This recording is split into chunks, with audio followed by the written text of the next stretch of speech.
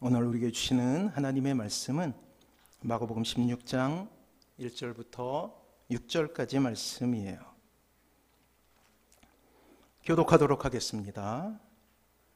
제가 먼저 읽을게요. 안식일이 지남에 막달라 마리아와 야고보의 어머니 마리아와 또 살로메가 가서 예수께 바르기 위하여 향품을 사다 두었다가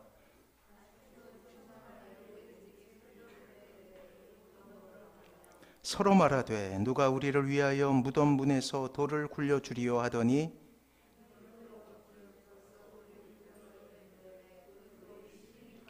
무덤에 들어가서 흰 옷을 입은 한 청년이 우편에 앉은 것을 보고 놀라매 청년이 이르되 놀라지 말라 너희가 십자가에 못 박힌 나사렛 예수를 찾는구나. 그가 살아나셨고 여기 계시지 아니하리라. 보라 그를 두었던 곳이니라. 아멘. 우리 한번 인사 한번 해볼까요? 오른손을 들고 옆에 분하고 하이파이브 하시면서 인사합니다.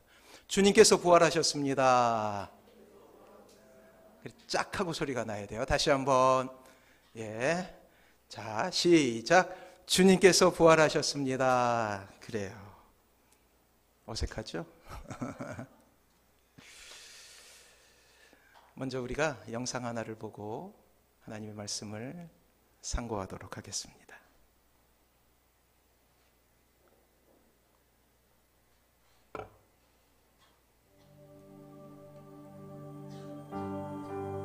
그날은 흐느껴 울어야 하는 날이었습니다. 패배의 날이기도 했죠. 그날은 비평가와 무신론자들이 손가락질하며 너희 구원자는 존재하지 않는다라고 우리를 조롱해야 하는 날이었습니다. 그의 죽음이 이를 증명했기 때문입니다.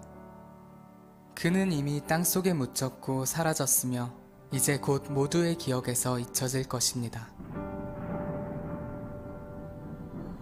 그날은 어둠이 짙게 깔리는 슬픔의 날이어야 했습니다. 그날 고통과 혼란에 빠진 그의 제자들은 감당하지 못할 절망을 겪었어야 했습니다. 그날 무덤을 찾은 두 여인도 그곳에서 예수님의 시체가 아닌 다른 것을 찾을 거라곤 생각하지 못했습니다. 그날은 슬퍼하며 울어야 하는 날이었기 때문입니다. 하지만 그분께서 이 날을 변화시키셨습니다. 이날은 기쁨의 날, 승리의 날이 되었습니다. 하나님의 자녀들이 즐거워하며 그분은 살아계시다고 외칠 수 있는 날이 되었습니다. 그는 다시 일어나셨고 절대 잊혀지지 않을 것입니다. 이 날이 모든 어둠과 슬픔을 몰아냈습니다. 그리고 모든 죄와 수치를 깨끗게 하셨습니다.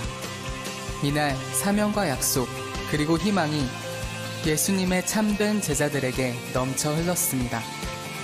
이날은 역사의 경종을 울리는 날이기도 했습니다. 우리의 왕이신 예수님이 뱀의 머리를 상하게 하셨습니다.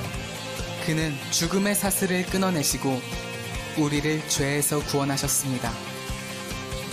절망의 눈물이 기쁨의 눈물로 바뀌었고 슬픔의 날이 경배의 날이 되었습니다. 바로 오늘 예수님께서 부활하셨습니다.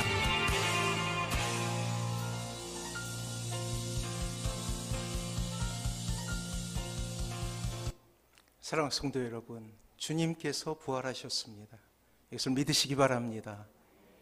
우리는 몇 주 동안 고난주간을 맞이해서 죄에 대해서 묵상했어요. 어떤 분은 참으로 무거운 설교에 힘이 드셨던 분도 있었을 것입니다. 또 어떤 분은 우리의 치명적인 문제가 내가 가지고 있는 삶의 짐이 무엇 때문에 일어나는지 드디어 그 원인을 깨닫게 되신 분도 있었을 거예요. 하지만 분명한 사실은 죄의 문제를 극복하지 않고는 결코 우리는 하나님께서 그렇게도 바라시는 행복에 도달할 수 없다라는 거예요. 부활은 이제 죄가 더 이상 신자를 정죄할 수 없음에 대한 선언입니다. 부활은 이제 악한 영이 더 이상 신자를 어찌할 수 없음에 대한 선포해요. 그렇기에 부활절은 신자에게 가장 큰 기쁨의 날이 되는 것입니다. 성경에 많은 인물이 등장하지요. 그런데 특별히 우리의 마음을 아프게 하는 한 여인이 있어요. 왜냐하면 그 여인의 이야기는 예수 그리스도를 알기 전 바로 우리의 이야기이기도 하기 때문이에요. 이름도 알 수 없습니다. 그저 사람들은 그 여인을 나인성의 여인이다 혹은 나인성의 과부라 그렇게 불렀어요.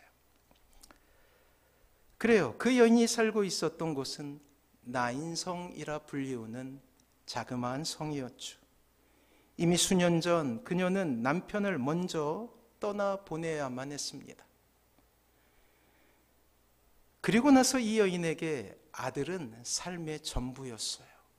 아들이 한 명 있었거든요. 그런데 문제가 생기고 맙니다. 이 과부에게 유일한 희망이라 할 수 있는 아들이 너무나 허망하게 죽음을 맞이하게 된 거예요. 남편을 먼저 보낸 과부에게 있어 이 아들은 과부가 이 세상을 살게 하는 유일한 이유였던 거예요. 사람들의 손가락질과 모진 조롱에도 이 가련한 여인이 살아갈 수 있었던 단 한 가지 이유는 눈에 넣어도 아프지 않을 그 아들 때문이었다고요. 세상이 무너지는 슬픔 가운데서도 아들이 보여주는 웃음은 그대로 이 어머니의 소망이었고 자랑이었습니다. 그러나 그 생명과도 같은 아들이 싸늘한 시체가 되어 돌아온 거예요. 그 후로 이제 과부는 살아도 산 것이 아닌 지옥과도 같은 삶을 살게 됩니다. 자, 이 여인에게 가장 듣고 싶은 것이 무엇이냐고 묻는다면, 그래요, 아들이 살아났다라는 소식이겠죠. 억만금을 주어도 아들이 살아나는 것과 바꿀 수 없는 기쁨의 소식 아닙니까? 복음이죠. 놀랍게도 이 슬픈 비극이 조금 뒤에 기쁨의 잔치가 되어요. 너무나 우연히 장례를 마치고 이제 땅에 묻기 위해 나인성을 나오던 이 장례 행렬이 뜻밖에도 그 성을 들어가고 있는 예수님과 동행했던 무리와 만나게 된 거예요. 기쁨의 무리죠. 행복의 무리였습니다. 이 아이러니가 과연 어디 있을까요? 그곳 한 장소에 죽음과 생명이 교차하고 있는 거예요. 그리고 너무나 대조적인 이 행렬이 만난 그곳에 우리가 상상하듯 바로 멋진 일이 일어나게 되죠. 그래요. 죽었던 아들이 살아나게 된 거예요. 사랑하는 성도 여러분, 부활절의 환희는 바로 이것입니다. 왜 우리가 부활절을 기뻐해야 하느냐? 살아난 거예요. 누가? 내가.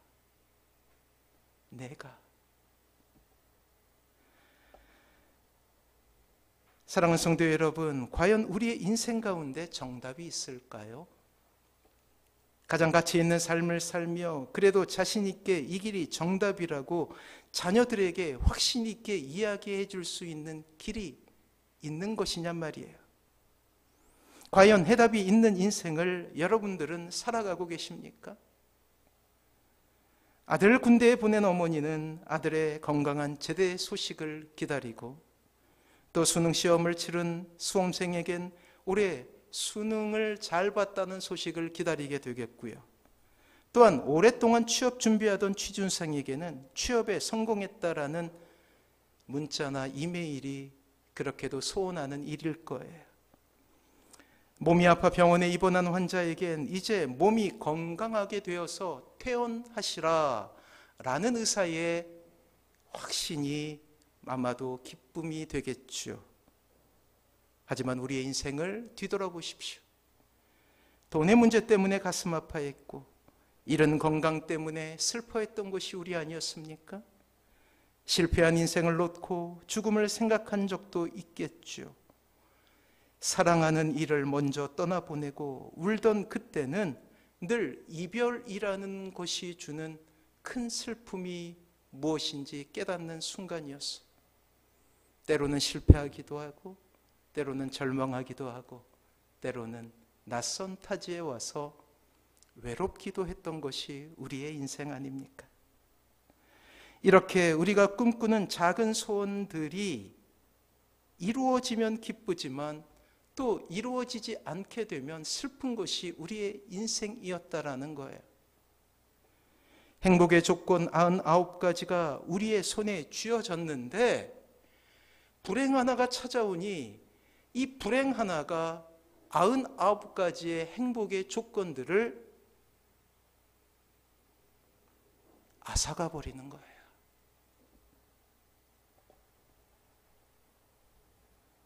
행복의 기준들이 모두 무너져 버리는 것이 바로 우리의 인생 아닙니까? 참으로 행복의 기준이라는 것이 허약하고 허약하다라는 거예요. 이제는 고인이 되었지만 이건희 회장을 우리가 알지 않습니까? 살아도 사는 것이 아닌 인생을 몇 년간 지속했어요. 자녀들의 상속 문제 때문에 죽지도 못하는 것이 그의 인생 아니었습니까? 그리고 상속의 문제가 끝나니까 이제 죽을 수 있게 된 인생. 수많은 행복의 이유를 소유하고 있었지만 그의 말년은 참으로 비참할 수밖에 없었다라는 거예요. 사랑하는 성도 여러분, 한 가지 불행으로 인하여 모든 것이 불행해지는 것이 우리의 인생입니다. 잡았다고 하지만 이내 모든 것을 놓치고 마는 것이 우리의 인생이죠. 그렇습니다. 이렇게 작은 소망 하나를 이루는 것도 힘든 것이 우리의 인생, 답이 없는 우리의 삶의 모습이라는 거예요. 자, 다시 한번 여러분들에게 묻습니다. 과연 우리의 인생에 답이 있는 것입니까? 과연 우리는 행복할 수 있는 사람입니까? 성경은 그러한 길이 있다라고 이야기해요.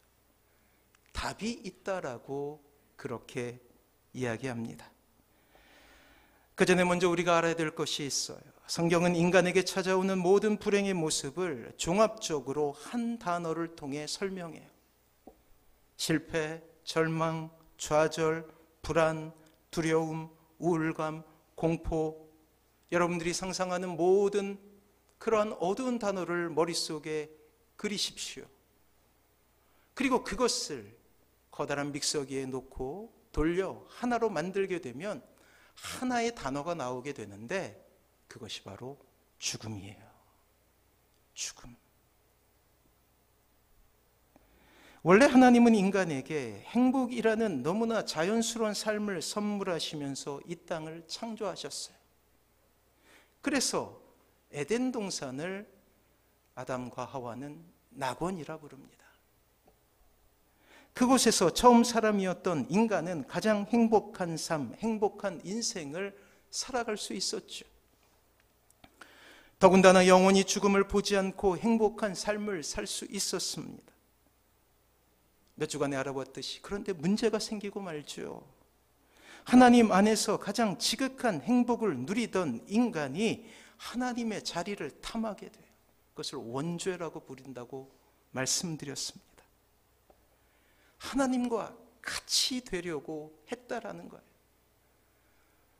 내가 하나님이다 라고 이야기했던 사건, 즉 선악과를 먹게 됨으로 말미암아서 반역과 배역의 길을 선택했던 것이 인간이었죠.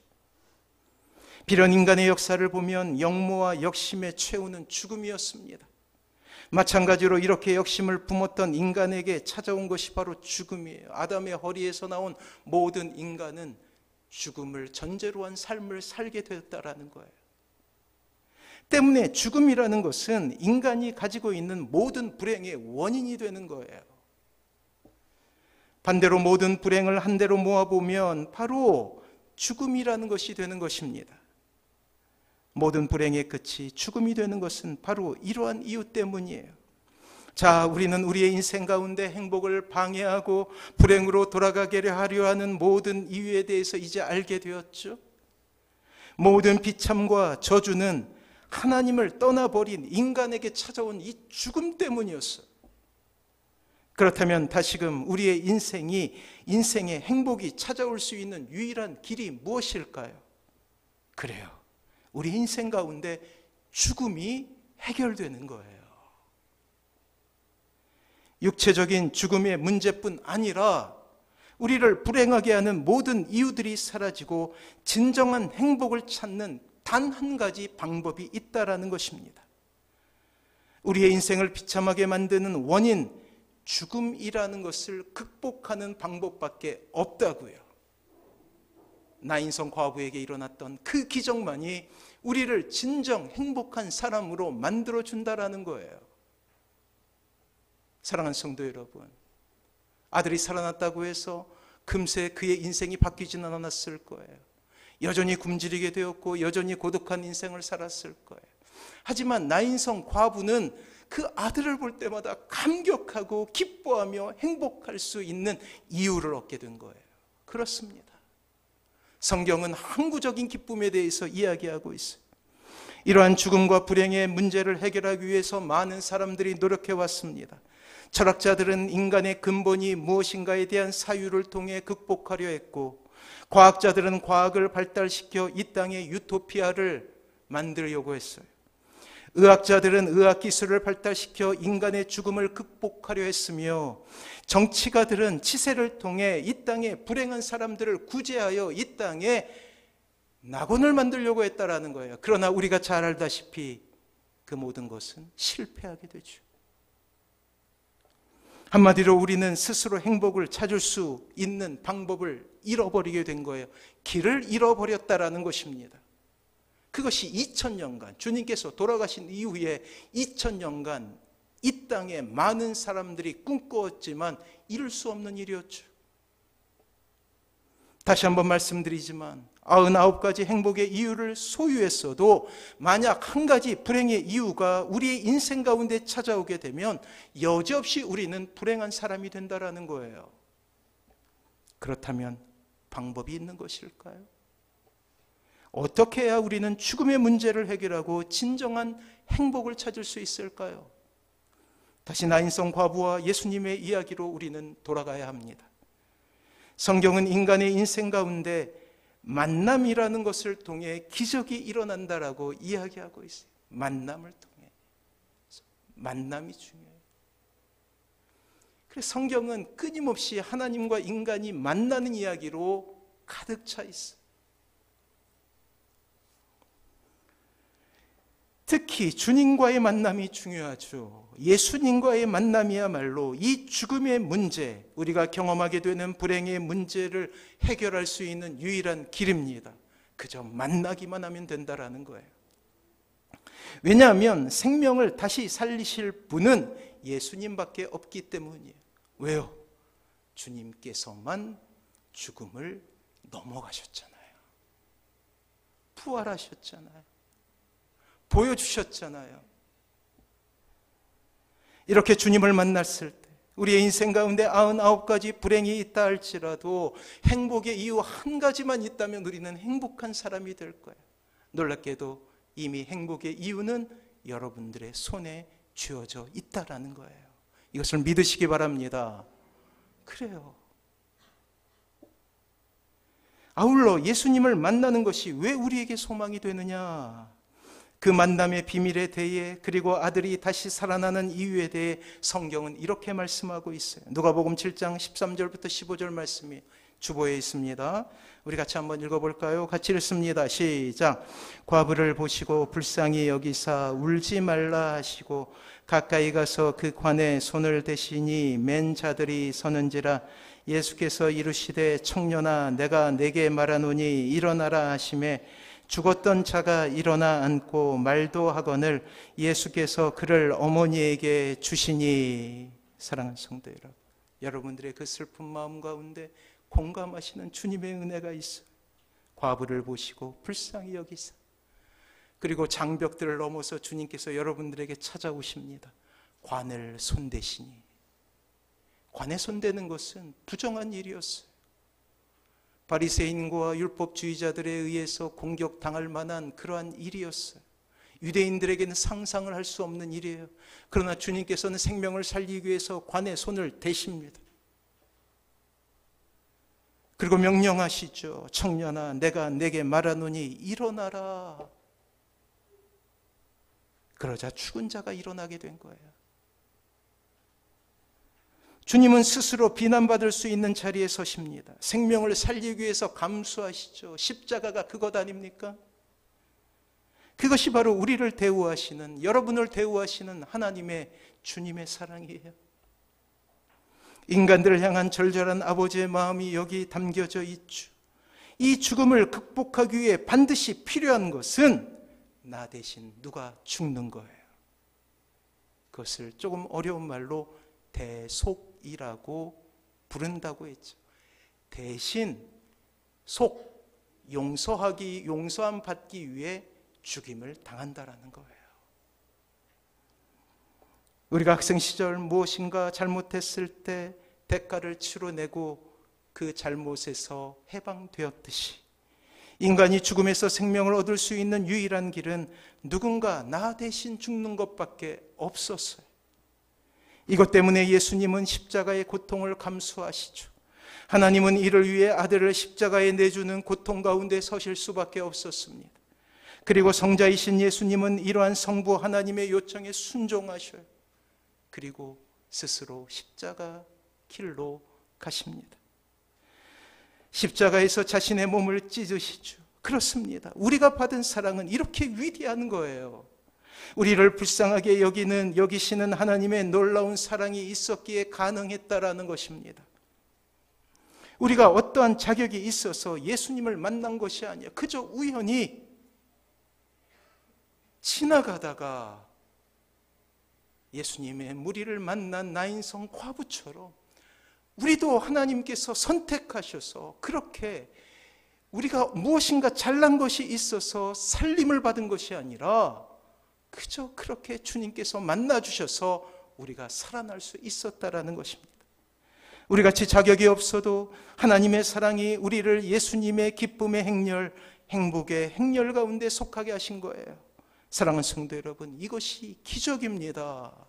다른 것이 기적이 아니에요. 이것은 사랑입니다. 이것이야말로 우리의 인생 가운데 벌어진 가장 큰 기적이죠. 그리고 이러한 놀라운 기적과 사랑을 체험한 사람의 입술의 열매는 바로 감사예요. 감사, 감격해요. 그리고 이 감사의 또 다른 이름은 행복이 되는 거예요. 사랑하는 성도 여러분, 여러분들의 감사의 정도에 따라서 여러분들은 행복한 사람이 되는 거예요. 이 땅을 살아가며 우리가 채워야 될 많은 것들이 있죠. 세상에서 말하는 행복의 기준이라는 것들, 돈, 명예,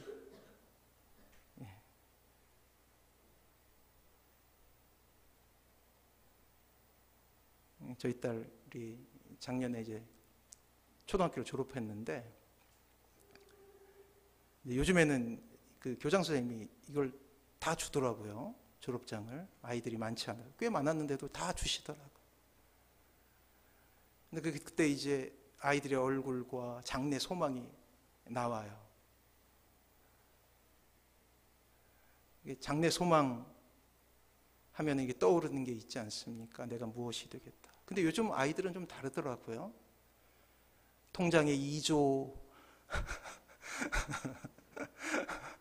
2조래요. 2조.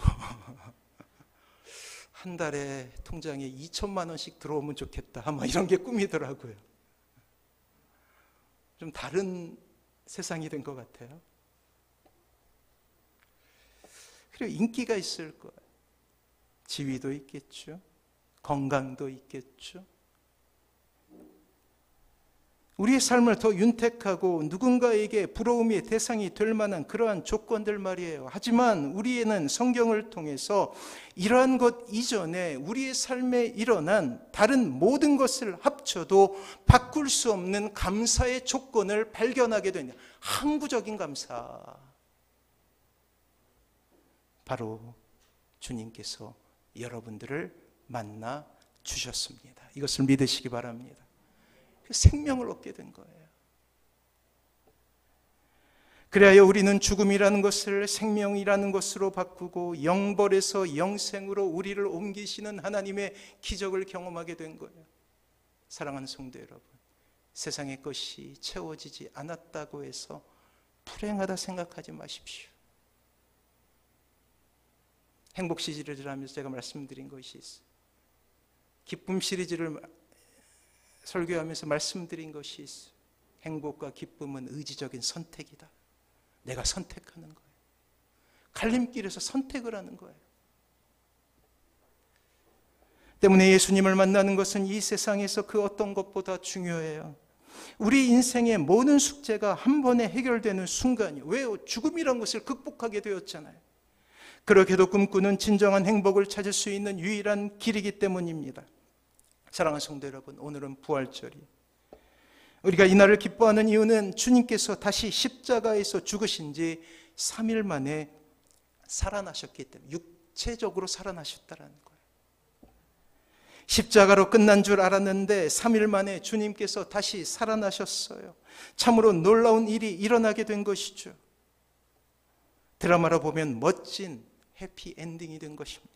반전이죠.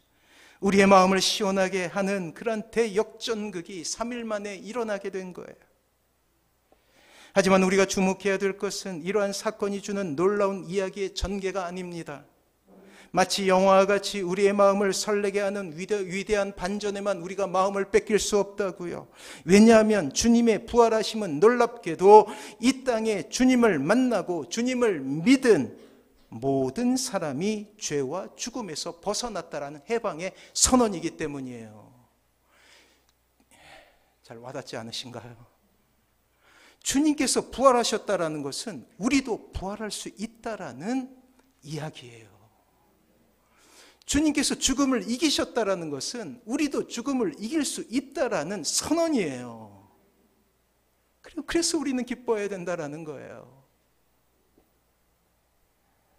주님께서 죽음을 이기시고 부활로 승리하시게 된 것은 비단 주님의 이야기가 아님을 우리는 깨달아야 되죠. 이 땅에 주님을 믿는 모든 신자에게 주시는 선물입니다. 이 모든 것의 증거를 대라고 말하고 있는 이 땅의 많은 사람들, 주님을 믿지 않는 사람들에게 십자가와 부활을 보여주시면서 여기 증거가 있다라고 주님께서 우리의 눈으로 볼 수 있게 만들어주신 거예요. 당당하게 말씀할 수 있어야 되는 것이죠. 또한 주님 스스로 무덤에서 나와 예수님을 믿는 모든 이들에게 죽음이 사라졌음을, 그리고 천국에서의 영생이 선물로 주어졌음을 말씀하시는 것이에요. 그렇게 부활은 예수님의 사건이자 바로 예수님을 믿는 우리의 사건이 되는 것입니다. 사랑하는 성도 여러분, 지금의 삶이 우리에게 좌절과 어둠과 절망에 몰아넣는다 할지라도 주님께서는 부활과 생명으로 우리에게 찾아오십니다. 주님께서는 무덤 저 건너편에 놀라운 소망을 약속하실 뿐만 아니라 동일한 부활의 능력으로 지금도 여러분들의 삶을 치유하고 계시는 거예요. 이것을 믿으시기 바랍니다. 내 삶을 치유하고 계시는 거예요. 그래요.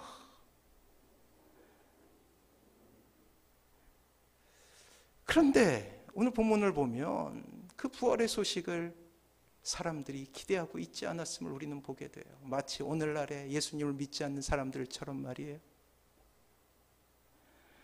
이 역사상 가장 위대하고 놀라운 사건임에도 불구하고 제자들조차 주님께서 부활하신다는 소식을 믿지 않았어요. 의도적으로 거부한 것이죠. 예수님은 죽으신 지 사흘 만에 다시 살아나실 것이란 말씀을 제자들에게 여러 번 반복해서 말씀하셨어요. 그런데 그 말씀을 믿었던 제자들이 단 한 명도 없었다라는 거예요. 오늘도 마찬가지 아닙니까? 오늘날에도 이런 동일한 일이 일어나요. 수많은 교회에서 메시지로 전해지고 또한 많은 사람들에게 전도의 소식이 들리지만 세상은 거부하고 있습니다. 그것 때문에 주님이 죽으신 지 사흘이 되었지만 부활한 주님을 만나기 위해 무덤을 찾는 사람은 아무도 없었다고요. 참으로 허망하게 보이는 형국이죠. 주님을 따르던 많은 제자들은 흩어졌고 더 이상 그들은 주님에 대해서 이야기조차 하지 않습니다. 사단의 치밀한 계획은 성공한 것처럼 보여져요. 모든 희망이 일시에 사그라드는 것처럼 보입니다. 절망이라는 상황 속에 갇혀 주님을 따르던 무리들은 산산이 흩어져 버립니다. 십자가라는 절망적인 상황을 지나갔던 제자 공동체들의 패배예요. 바로 이러한 때 다시금 이 시대를 뒤흔드는 하나님의 위대한 놀라운 역사가 일어나기 시작합니다. 오늘 말씀, 특별히 당시에 소외당하고 멸시당했던 여인들이 주님을 찾으러 간 거예요. 무덤 안에 들어간 여인들은 그 무덤 안에서 흰옷 입은 한 청년을 만나게 되죠. 그 청년은 천사였어요. 이 천사는 여인들을 향하여 참으로 놀라운 소식을 전하게 됩니다. 6절 말씀이에요. 오늘 주신 6절 말씀 같이 한번 읽어볼게요. 같이 읽습니다. 시작.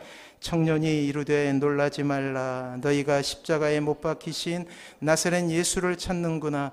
그가 살아나셨고 여기 계시지 아니하니라. 보라, 그를 두었던 곳이니라. 사랑하는 성도 여러분, 세상은 심지어 예수님을 따르는 제자들도 믿으려 하지 않았어요. 오늘 천사는 이야기합니다. 그가 살아나셨고 여기 계시지 아니하니라. 사랑하는 성도 여러분, 이것은 믿는 자들에게만 주시는 하나님의 선물이요, 그때나 지금이나 마찬가지라는 거예요. 이 예배당에서 예배를 드리는 여러분들을 향한 하나님의 선물이 바로 이것입니다. 부활이에요. 이 소망을 가지고 우리는 살아가야 된다라는 것이죠. 그렇습니다. 주님께서 죽음을 이기셨습니다. 죽음이라는 권세를 가지고 이 세상을 협박하던 사단의 권세를 이기신 거예요. 우리는 이러한 부활을 믿고 죽음 너머의 생명을 얻게 된 사람이에요. 그렇습니다. 더 이상 패배가 우리의 것이 아닙니다. 우리는 승리할 수 있습니다. 이 땅을 살아가며 우리는 기뻐하며 살아갈 수 있게 되었다라는 거예요. 99가지 불행의 조건을 가진다 할지라도 주님께서 나를 사랑하신다는 이유 때문에 우리는 행복할 수 있는 사람이란 것을 믿으시기 바랍니다. 이것이 부활의 능력이라는 거예요. 신자에게 실패는 있을 수 없지만 그것이 낙담이 될 수 없는 이유는 주님께서 부활하셨기 때문이에요. 비로소 우리는 소망이 생겼어요. 우리의 삶에, 우리의 인생에 죽음이라는 모든 불행의 원인이 사라졌다는 것이며 비로소 우리에게도 참 행복을 누릴 수 있는 자격이 주어졌다라는 것입니다. 사랑하는 성도 여러분, 놀라운 것은 우리의 인생이 이렇게 변화되면 이것은 우리의 행복만으로 끝나지 않는다라는 거예요. 제가 예전에 행복 시리즈를 설명할 때, 말씀드릴 때 제가 그랬잖아요. 행복은 신자의 사명이라고요. 여러분들의 행복한 모습을 보면서 사람들이 놀라게 돼요. 그것을 궁금하게 돼요. 거룩한 궁금증을 가지게 돼요. 그리고 여러분들에게 묻지 않습니까? 너는 왜 웃니? 너는 왜 행복하니?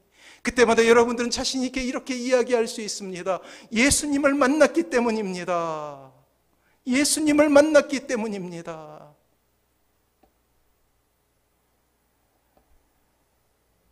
이렇게 우리가 행복하며 살아갈 때 하나님은 분명 우리의 가정을 변화시킬 것입니다. 이것을 믿으시기 바랍니다. 복음으로 아직도 주님을 알지 못하는 사랑하는 자녀들이 하나님을 알게 될 것입니다. 그리고 우리의 가정은 천국이 될 것이, 우리의 이웃들은 하나님에 대한 증거를 발견하고 주님께로 돌아오게 될 거예요. 이 세상, 하나님을 믿지 않는 이 세상 가운데 하나님의 놀라우신 나라가 이루어지게 된다는 것입니다. 그리고 여러분들이 밟는 그 땅은 하나님의 나라가 될 거예요. 이 놀라운 은혜를 가지고 살아가시는 사랑하는 모든 성도님들 되시길 주님의 이름으로 축원합니다. 우리 찬양할게요. 살아계신 주, 같이 찬양하며 하나님의 영광을 올리도록 하겠습니다. 우리 박수 치면서 찬양할게요. 크게 박수 칩니다.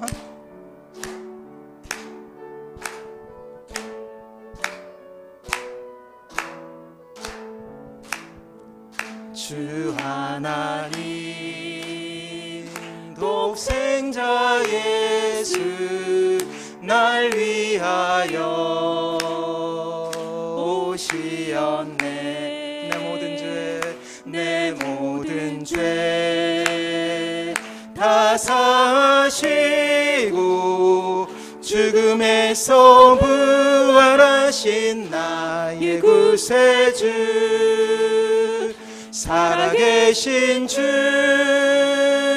나의 참된 소망 걱정 근심 전혀 없네.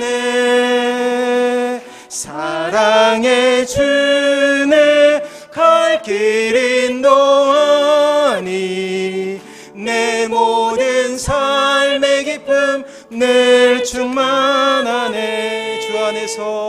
주 안에서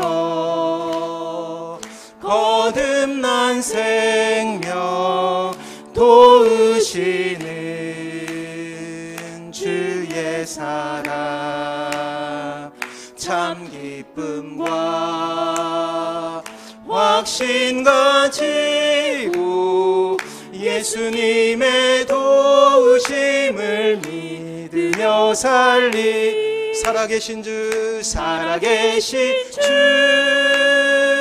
나의 참된 소망 걱정 근심